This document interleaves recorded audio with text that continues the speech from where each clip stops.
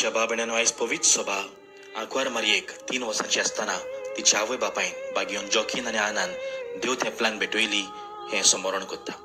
ही खबर आमकां पवित्र पुस्तकान मेळना पूण आपोक्रिफाल्सान मेळटा।